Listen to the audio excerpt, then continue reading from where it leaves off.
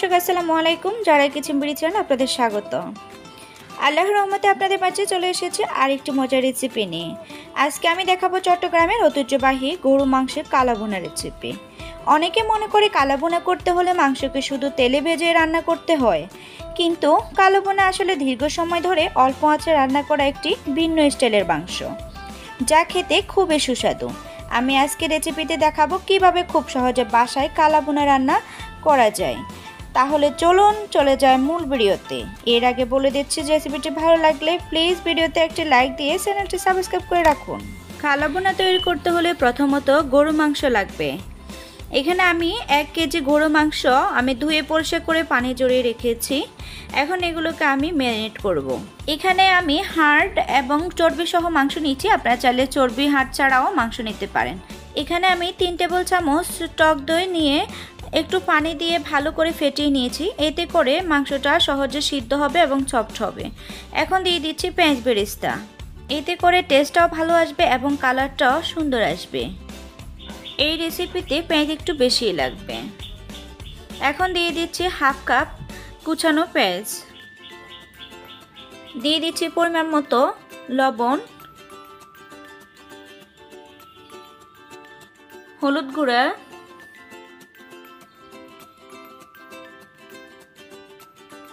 মরিচের গুঁড়া, জিরা গুঁড়া, রসুন বাটা, আদা বাটা, গরম মশলা গুঁড়া,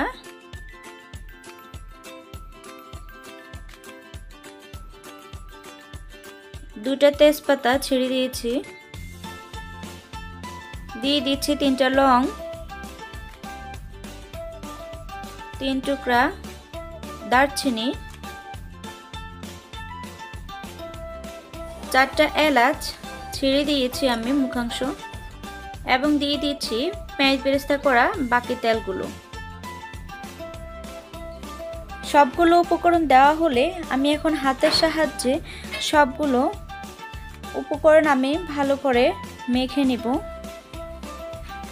এমনভাবে মাখতে হবে যেন মাংসের সাথে মশলাগুলো গায়ে গায়ে লেগে যায়। ম্যারিনেট করা হয়ে গেলে আপনারা কিছুক্ষণ রেখে দিতে পারেন, তো আমার হাতে সময় ছিল না, এই জন্য আমি রাখবো না।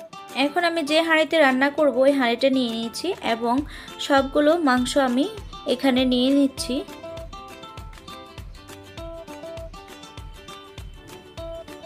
সবগুলো মাংস নেওয়া হয়ে গেলে আমি একটা ঢাকনা দিয়ে ঢেকে চলে যাব চুলায়।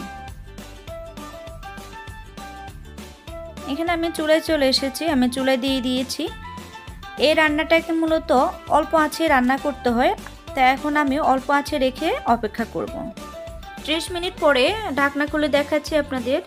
আপনারা দেখতেই পাচ্ছেন অলরেডি পানি ছেড়ে দিয়েছে মাংস থেকে। এখন আমি ভালো করে উপর নিচ হাতলের সাহায্যে নেড়ে দিব। মাংসগুলোকে ভালো করে নেড়ে দিয়ে আবারও ঢাকনা দিয়ে অপেক্ষা করব 30 মিনিট। 30 মিনিট পরে ঢাকনা খুলে দেখাচ্ছি আপনাদের। মাংসটা এখন এই পর্যায়ে আছে, তা আমি আবার ভালো করে উপর নিচ উল্টে পাল্টে দিব।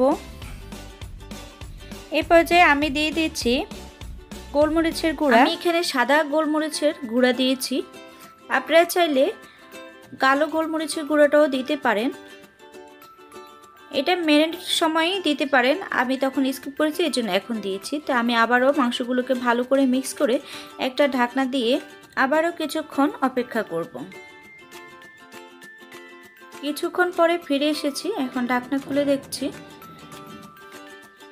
মাংসটা একেবারে তেলতেলে হয়ে গেছে। এ পর্যায়ে ম্যারিনেট করা বাটিটা ধুয়ে একটু পানি দিয়ে দিচ্ছি। আপনারা চাইলে এখানে গরম পানিও দিতে পারেন। আবারও ঢাকনা দিয়ে অপেক্ষা করব। আমি আবারও 30 মিনিট পর ফিরে এসেছি। এর মাঝে আমি 2-3 বার চেক করে দেখেছি তলায় লেগে যায় কিনা, পুড়ে যায় কিনা। আপনারা খেয়াল রাখবেন, মাংসটা পুড়ে গেলে কিন্তু স্বাদটা চলে যাবে, পারফেক্টলি স্বাদ পাওয়া যাবে না। তো এখন দেখছি মাংসটা সিদ্ধ হয়েছে কিনা। একটা হাঁড়ি নিয়ে এভাবে চেক করবেন হয়েছে কিনা। তো অলরেডি হয়ে গেছে। এখন আমি চুলা থেকে নামিয়ে তেল ভাগাত দেব। তো এই তেল ভাগাত দেওয়ার জন্য আমি এখানে সরষের তেল দিয়ে আমি কিছুটা পেঁয়াজ দিয়ে দিয়েছি। এখন এগুলোকে আমি ব্রাউন কালার করে ভেজে নিব। ঠিক এরকম ব্রাউন কালার হয়ে আসলে পুড়ে যেন না যায়। এখন আমি রান্না করা মাংসগুলো ঢেলে দিব। ঢেলে দিয়ে বেশ কিছুক্ষণ আমি তেলে ভেজে নিব। যখন মাংসগুলো একেবারে ভাজা ভাজা হয়ে যাবে, সুন্দর একটা কালো কালার চলে আসবে, তখন আমি চুলা আঁচটা বন্ধ করে দেব এবং ঢাকনা দিয়ে কিছুক্ষণ অপেক্ষা করব কিছুটা ঠান্ডা হয়ে যাওয়া পর্যন্ত। এখানে আমি ফিরে এসেছি। মাংসগুলো ঠান্ডা হয়ে যাওয়ার পরে আমি আপনাদের দেখাতে নিয়ে আসছি মাংসটা কতটা সফট এবং পারফেক্ট হয়েছে। এখন আমি একটা মাংস নিয়ে আপনাদের দেখাবো। আমি কেটে দেখাচ্ছি। খুব সহজে এতটা সফট হয়েছে, খুব সহজেই মাংসটা ছিঁড়ে যাচ্ছে। এবং আমি একটা হাড় নিয়ে দেখাচ্ছি। হাড় থেকে মাংসটা খুব সহজে আলাদা হয়ে যাবে। দেখলেন তো? যখন এরকম আপনাদের মাংসটা হবে তখন ভাববেন যে পারফেক্টলি রান্নাটা করা হয়েছে। এইভাবে আপনারা খুব সহজে বাসায় তৈরি করতে পারেন গরু মাংসের কালাভুনা। সামনে রমজান আসছে। রমজান মাসে সেহরিতে আপনারা এই রেসিপিটা রাখতেই পারেন, কিংবা মেহমান আপ্যায়নে অসাধারণ ভূমিকা রাখে মাংসের এই কালাভুনা রেসিপিটি। রান্নায় প্রশংসা পেতে এই রেসিপিটি ট্রাই করতে পারেন। আশা করি অনেক কাজে আসবে।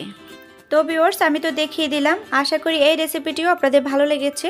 আর যদি ভালো লাগে প্লিজ ভিডিওতে একটি লাইক দিয়ে দিন এবং পরবর্তী রেসিপি পেতে আমার চ্যানেলটি সাবস্ক্রাইব করে পাশে আসা বেল আইকনটি বাজিয়ে রাখুন। তাহলে আমার দেওয়া রেসিপির নোটিফিকেশন চলে যাবে আপনার কাছে।